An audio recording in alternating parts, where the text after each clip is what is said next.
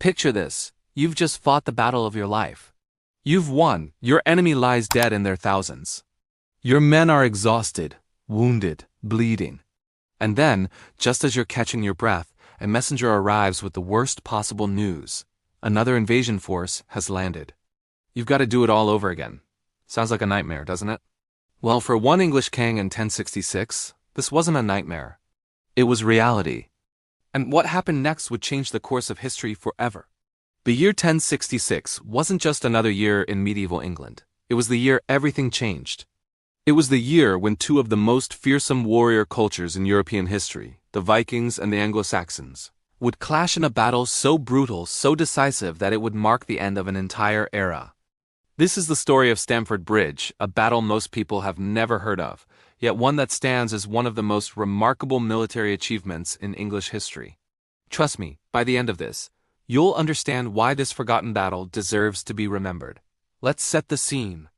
England, September 1066. Harold Godwinson has just been crowned king. Not everyone's thrilled about this, mind you. In fact, across the North Sea, a Norwegian king named Harald Hardrada, and yes, having two Harolds in this story is going to get confusing, so bear with me, has decided he fancies the English throne for himself, and he's not alone in his ambitions. Fighting alongside him is Tostig Godwinson, Harold's own brother. That's right, we're talking about a proper family drama here, medieval style. Now, Tostig wasn't just some bitter sibling having a tantrum. He'd been Earl of Northumbria until he was booted out and replaced, and he was absolutely fuming about it. So fuming, in fact, that he'd promised Hardrada the entire throne of England if he'd help him get revenge on his brother. Talk about holding a grudge, right? Together, they assembled a terrifying force. Hardrada brought roughly 300 ships across the North Sea, carrying somewhere around 10,000 battle-hardened Viking warriors. These weren't farmers playing at being soldiers. These were professional killers who'd spent their lives raiding and conquering. Their first target was York, one of the most important cities in northern England. But before they could reach York itself, they encountered an English force at a place called Fulford. Two earls, Edwin of Mercia and Mercar of Northumbria, gathered their men and made a brave stand. They fought hard, these English warriors. They gave everything they had. But it wasn't enough. The Vikings, with their superior numbers and battle experience, crushed them. York, seeing the writing on the wall, surrendered without a fight. They agreed to hand over hostages and supplies to Hardrada. It must have seemed, at that moment, like England was about to fall to yet another Viking conquest. Hardrada was confident. Why wouldn't he be? He'd just won a major battle, captured York, and hadn't even broken a sweat. He decided to camp his army at a place called Stamford Bridge, a few miles east of York, to wait for the English to bring him those hostages and supplies. It was a warm late September, and his men were relaxed. Many of them had left their heavy armor and mail back at the ships at Rickle, several miles away. After all, they were just waiting around for a peaceful handover, weren't they? Why lug all that heavy gear around in the sunshine? What Hardrada didn't know, what he couldn't have known, was that Harold Godwinson wasn't the sort of king to sit around whilst his kingdom was invaded. The moment he'd heard about the Viking landing and the defeat at Fulford, he'd gathered every fighting man he could find. We're talking anywhere from 11 to 15,000 troops. And then he did something absolutely extraordinary. He marched them from London to Yorkshire, that's roughly 190 miles, in just 4 days. Let that sink in for a moment. 4 days, with medieval equipment, on medieval roads, covering nearly 200 miles. It's the sort of forced march that would make even modern soldiers wince. But Harold knew that speed was everything. If he could catch the Vikings unprepared, he might just stand a chance. Dawn broke on the 25th of September, 1066. The Vikings at Stamford Bridge were having a rather pleasant morning. Some were relaxing in the fields by the river Derwent. Others were bathing in the river, enjoying the late summer sun. Many weren't wearing their mail or helmets. It was supposed to be a rest day, after all. And then, suddenly, over the hills near York, they appeared. Thousands upon thousands of English warriors, advancing in battle formation. You can imagine the panic, can't you? Vikings scrambling for their weapons, shouting warnings, trying desperately to get organized whilst an entire army bears down on you. Hardrada, to his credit, didn't lose his head. He immediately sent a sizable force to hold the bridge over the Derwent. It was a narrow crossing, easy to defend, and it would buy him precious time to organize his scattered forces. But here's where it gets interesting. Harold didn't immediately attack. Instead, he wanted to talk. Specifically, he wanted to talk to his brother Tostig. The two brothers met on the bridge, and Harold made Tostig an offer. Come back to the English side. Renounce Hardrada. You can have your earldom back, all is forgiven. It must have been a tempting offer for Tostig, mustn't it? A chance to undo all the bitterness and exile. But Tostig asked the obvious question, what about Hardrada? What would become of the Norwegian king who'd helped him? And this is where Harold delivered one of the most savage lines in medieval history. He told Tostig that Hardrada would get 7 feet of English ground, adding that since he was taller than most men, he might need a bit more. In other words, the only thing Hardrada was getting from England was a grave.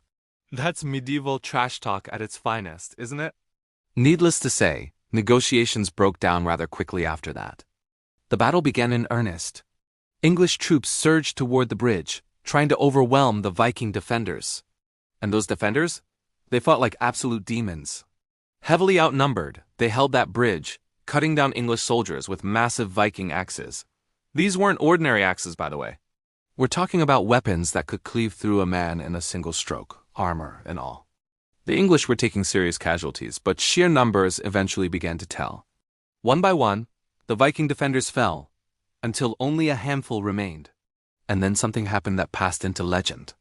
As the survivors tried to retreat across the bridge to rejoin Hardrada's main force, one Viking warrior stayed behind.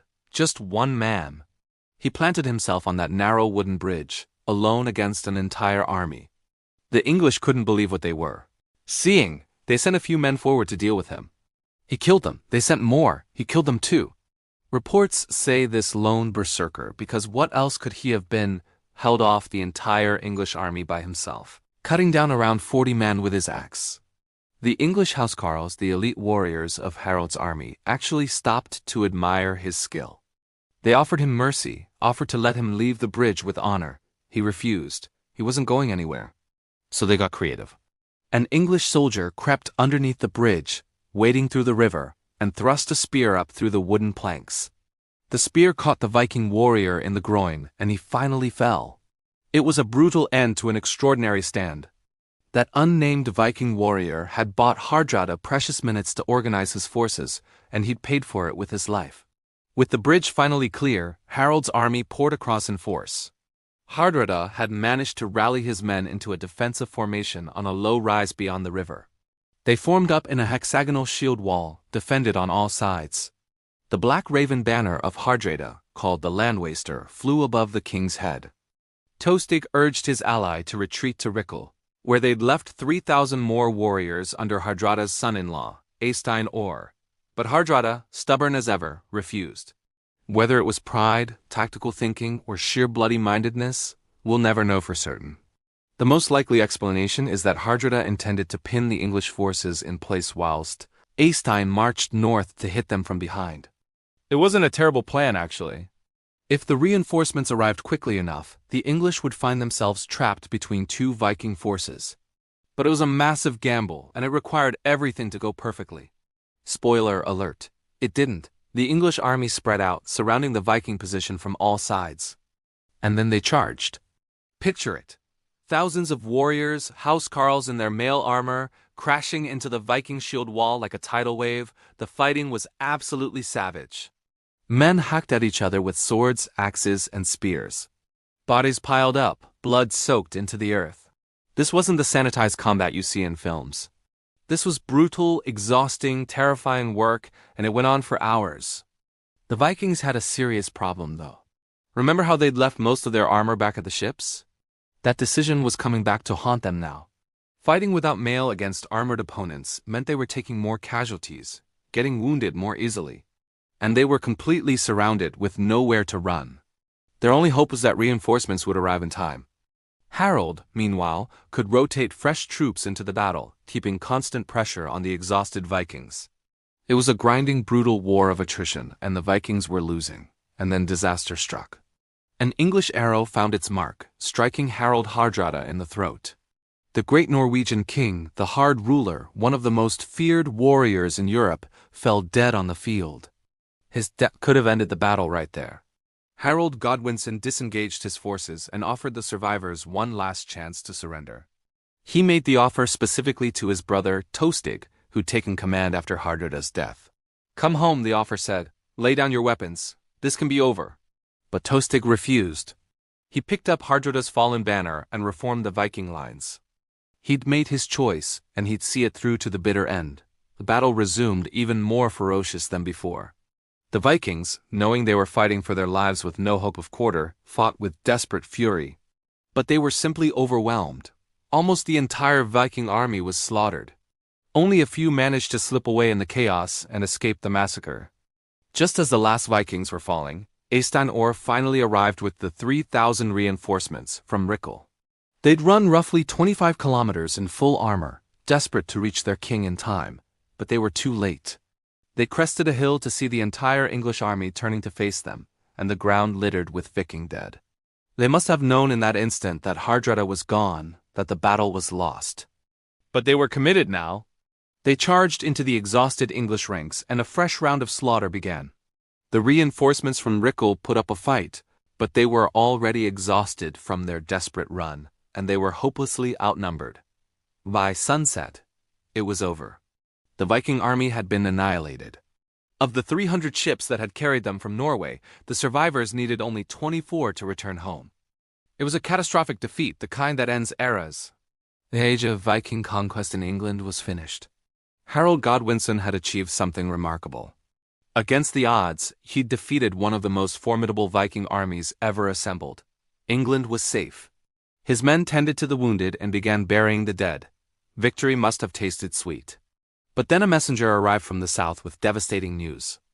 William, Duke of Normandy, had landed at Pevensey Bay with another invasion force. Harold, his army exhausted and depleted from the battle at Stamford Bridge, had no choice.